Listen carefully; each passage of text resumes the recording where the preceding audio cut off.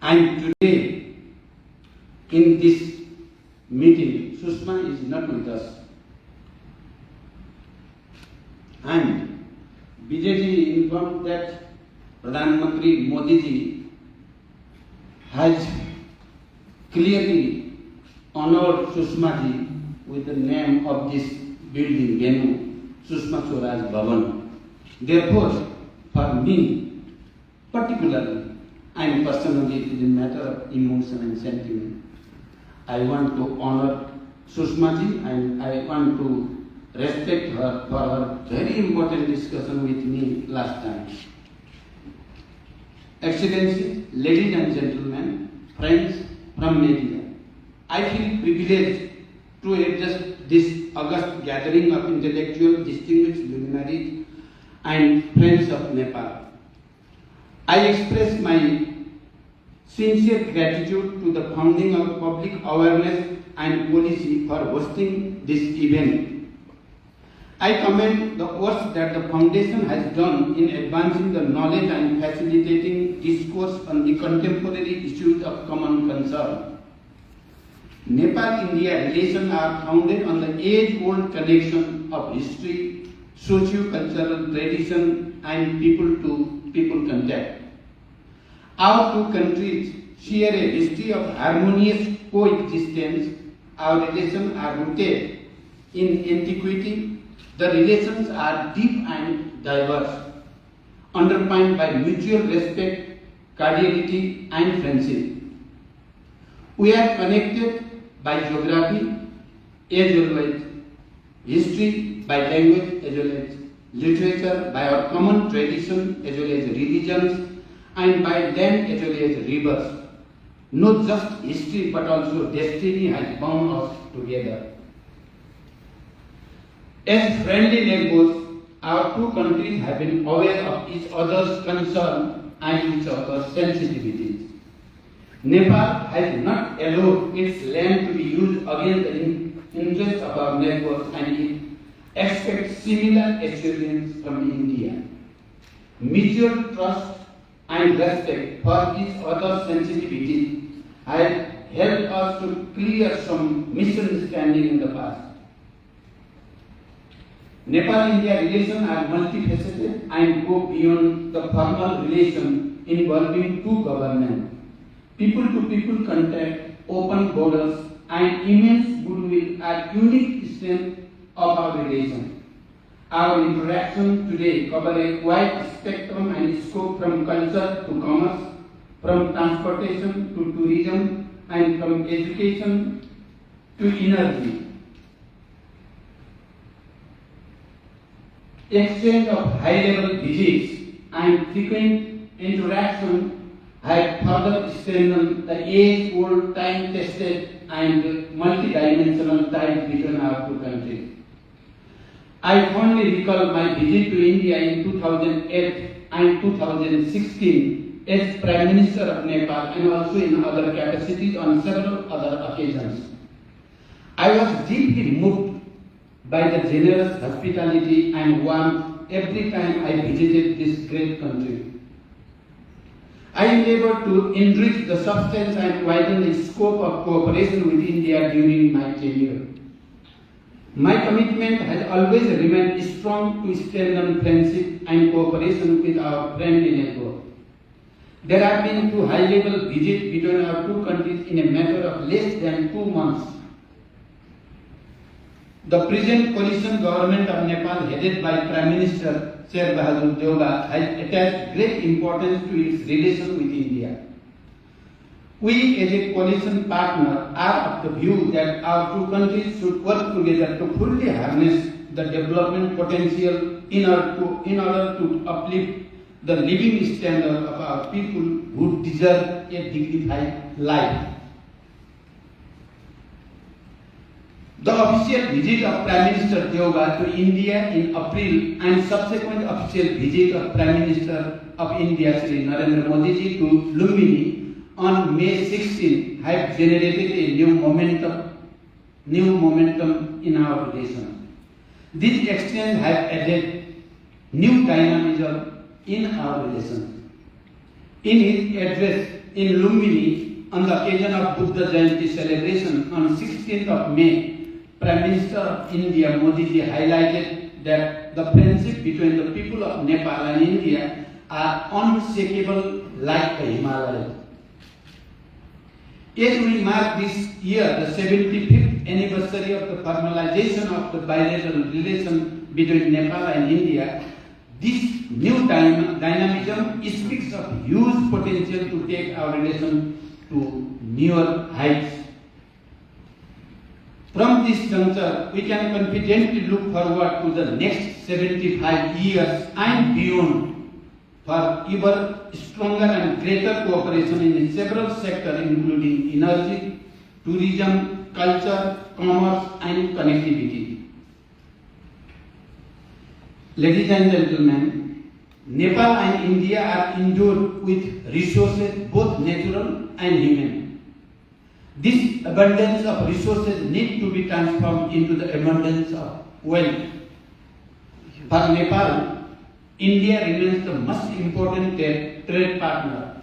It is the largest source of Nepal's import as well as the largest destination of Nepal's export.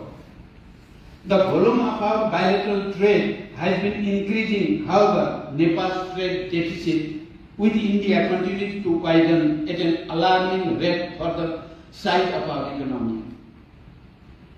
Given this scenario, it is imperative to fully realize Nepal's export potential. The business community and the investor can explore opportunities in Nepal's export potential and contribute to addressing the perennial issues of trade deficit. Furthermore, more favorable market access and trade facilitation are needed to fully realize Nepal's export potential. As Nepal is set to graduate from the LDC category by 2026, we count on the full potential of trade as an engine of sustainable development. Over the past 2 years, the COVID-19 pandemic has caused massive economic and social disruption impacting the lives and livelihoods globally. At the hour of crisis, India has continued its support to Nepal, including by unhindered supplies of goods, medical supplies and much needed vaccines. We are thankful to the government and people of India for the generous assistance extended to Nepal during difficult times, including in the aftermath of the devastating earthquake in 2015. The response from the government of India in the wake of earthquake was speedy, spontaneous and substantial. We greatly value India's support in the post-earthquake reconstruction. We greatly value India's long-standing cooperation in Nepal's development pursuit. Cross-border connectivity is an important agenda. It brings the economies closer, promotes bilateral trade and facilitates people-to-people contact. It also has a multiplier effect on the economy. To enhance trade and economic activities, Nepal has prioritized connectivity infrastructure including roads, railways, waterways and transmission lines. Agriculture offers huge potential for cooperation. We need to implement the important understanding reached in the past for promoting cooperation in this sector. We appreciate India's valuable support in supplying chemical fertilizer to Nepal. Nepal and India are working on different large projects including integrated checkposts and rail links.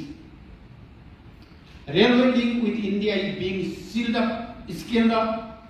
Passenger service in Jayanagar-Kurta railway had resumed, connecting Nepal with Indian railway network.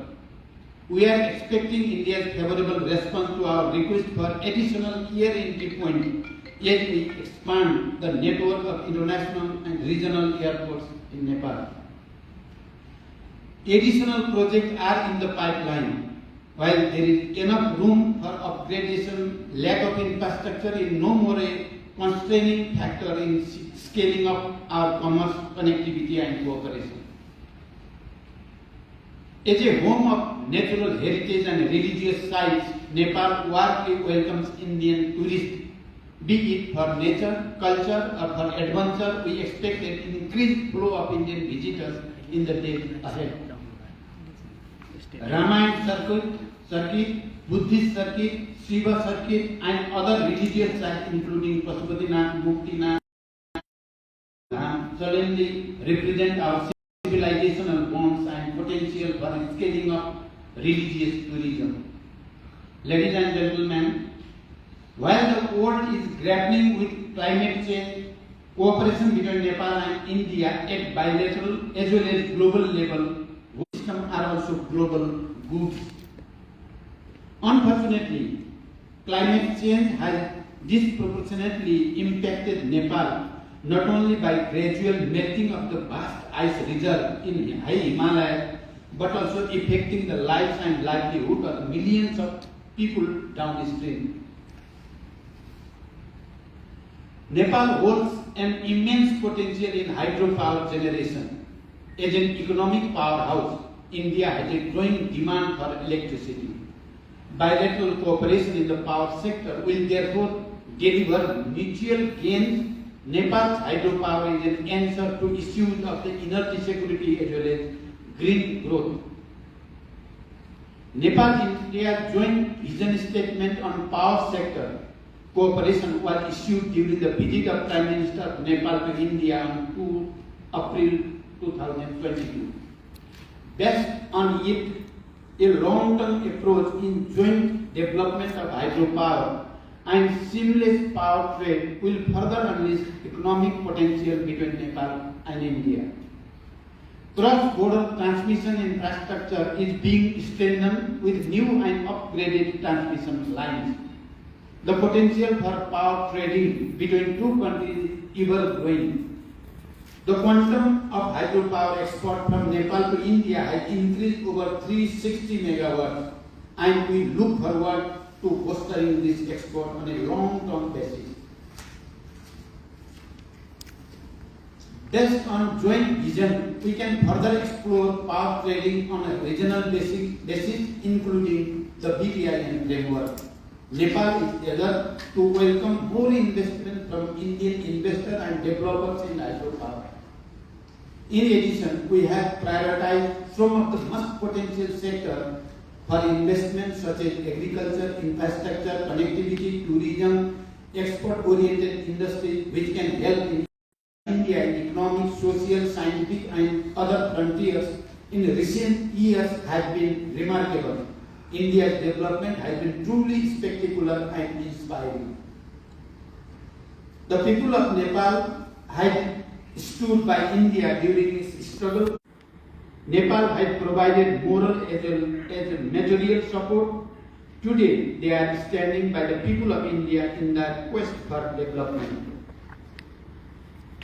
India's policy of the neighborhood first and Sabka Saath, Sabka Vikas can provide momentum to both regional and sub-regional process in South Asia, particularly in the areas of trade, transit, connectivity and hydropower. We are also happy to see India's lead in several multilateral initiatives including International Solar Alliance, Coalition for Disaster Resilient Infrastructure and WHO Global Center for Traditional Medicine. Also, India has driven the agenda of G20 and BRICS. In many international fora, including the United Nations, our countries have worked closely. We share a collaborative spirit in various regional and sub-regional platforms. Ladies and gentlemen, there are some issues left by history. There are some issues left by history that need to be addressed in good faith to fully realize the potential of Nepal-India relations and the bilateral cooperation. The matters related to 1950 treaty, boundary and the EPG report need to be resolved through diplomatic efforts and dialogue. In the spirit of good neighborliness, we can make our relations problem-free. The commonality between Nepal and India and the extent of engagement has created a synergy for a robust independence. interdependence. We must capitalize on these enablers to ensure that cooperation bears fruits for people of both the countries. Goodwill, trust, understanding, equality, mutual respect and benefit should continue to underpin our relationship. Before I conclude, I express my sincere thanks once again to the Foundation for Public Awareness and Policy for organizing this event. I reiterate my unflinching hope for closer and mutually rewarding relations between our two countries in the days to come. Thank you. Thank you very much.